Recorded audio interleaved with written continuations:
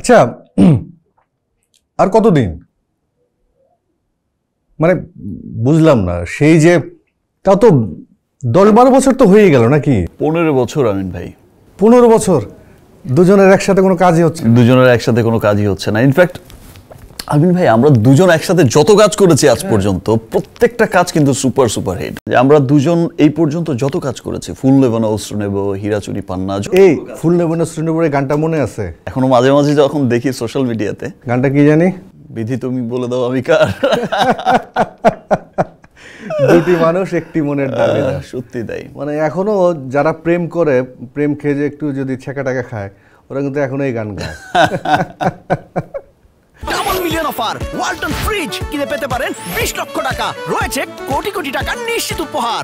আচ্ছা, আবার কি একসাথে কাজ করা যায় না নাকি? কি মনে হয়? প্রায় ফেসবুকে দেখি অনেকে লেখালেখি করে যে সাকিব ভাই, আমিন ভাই আপনারা একসাথে কাজ করেন না। চলেন শুরু করে দেই। আচ্ছা, ইমিডিয়েট কিছু করা যায় না? ছবি করতে গেলে সময় লাগবে তো, গল্প রেডি করো, ডিরেক্টর রেডি করো, প্রডিউসার রেডি করো। ইমিডিয়েট আমার ঢাকা ক্যাপিটালস, আমার টিম কেনা আছে, দেশের নাম্বার 1 টিম ঢাকা ক্যাপিটালস। তো ঢাকা ক্যাপিটালসের সাথে ওয়ালটন যুক্ত হয়ে যান। Great idea.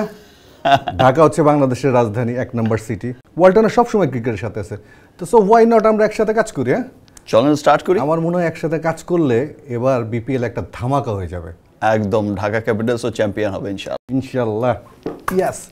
সো আর দেরি কেন, চলো চুক্তি সাইন করে ফেলে। হ্যাঁ,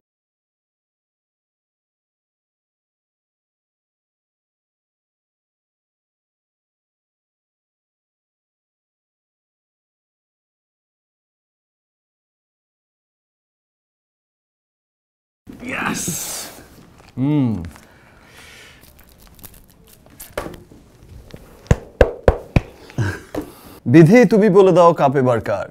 কেন ঢাকা ক্যাপিটালস ছাড়া আবার কার? ঢাকা ক্যাপিটালস একসময় দেশ ছেড়ে সারা বিশ্বে নাম ছড়িয়ে পড়বে, যেমন ছড়িয়ে পড়েছে ওয়ালটন স্মার্ট ফ্রিজের নাম সারা বিশ্বে।